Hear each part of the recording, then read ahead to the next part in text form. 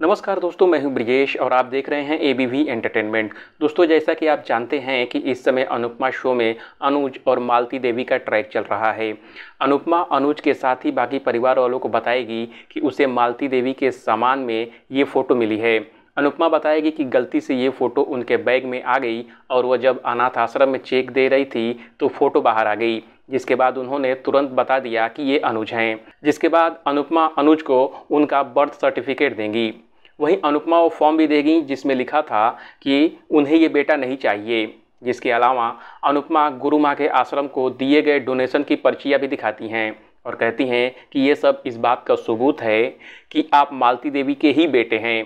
इस दौरान मालती देवी भी वहां मौजूद रहती हैं और वो भावुक हो जाती हैं। एक ओर जहां अनुज काफ़ी हैरान दिखेगा तो दूसरी ओर हर कोई अपनी अपनी बात रखेगा। कोई कहेगा कि ये शॉकिंग है तो दूसरी ओर रोमिल कहेगा कि उसे भी ऐसा ही महसूस हुआ था जब उसे अपने पापा से मिलवाया गया था। अनुपमा अनुज को समझा रही होगी और इसी बीच मालती देवी अनुपमा से पूछेगी, ये मेरा बेटा है? अनुपमा के हाँ कहने पर मालती देवी अनुज के गालों पर हाथ लगाएगी और कहेगी, मेरा बेटा अनुज। लेकिन अनुज मालती देवी को खुद से दूर कर देगा और कहेगा, मुझसे दूर हो जाइए प्लीज़। इसके बाद चिल्लाते हुए कहेगा, आप मेरी माँ नहीं हैं, माँ शब्द मेरे लिए श्राप है। फिर वो आगे कुछ कहना चाहेगा लेकिन रुक जाता है। लेकिन आगे फिर अनुज कहता है, अब मुझे समझ आ रहा है कि मुझे इनके होने से परेशानी क्यों होती थी। अब समझ आ रहा है कि क्यों इन्हें देखकर ही मुझे अचानक परेशानी हो जाती थी। अगर ये सच माँ होती तो एक बच्चे को अनाथ आश्रम में छोड़कर जाती। ये माँ नहीं है, यह द ग्रेट मालती देवी हैं। नहीं हूँ मैं आपका बेटा।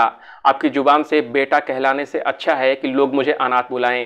प्लीज दूर हो जाइए मुझसे। माँ शब्द मेरे लिए श्राप बन गया है। अब अनुपमा अनुज को लाख समझाने की कोशिश करेगी।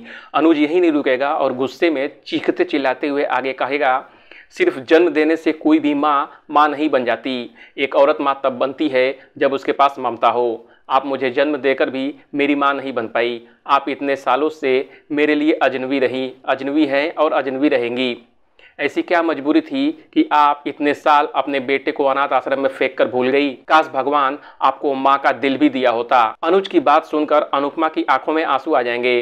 अनुज अपनी बात कहते हुए रो पड़ेगा और कहेगा, ये मेरे लिए सुंदर नहीं बल्कि सबसे ज़्यादा तड़पाने वाला पल है। आज सबसे ज़्यादा तकलीफ हुई है मुझे। Happy birthday to me. अनाथ आश्रम में 8 साल रहा हूँ।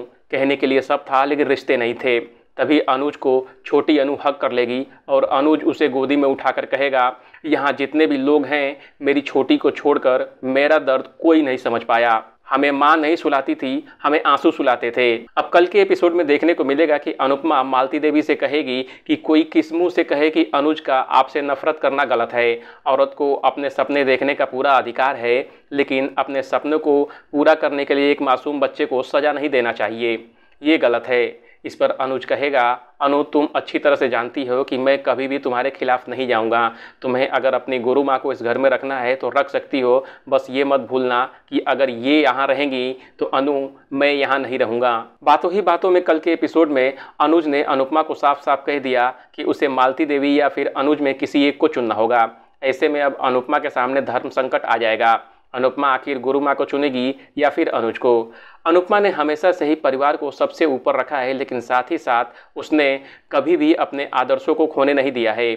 ऐसे में अब एक और मालती देवी संग गुरु शिष्य परंपरा है तो वहीं दूसरी ओर अनुज। अब अनुपमा क्या करेगी ये जानने के लिए देखते रहिए एबीवी एंटरटेनमेंट। नमस्कार।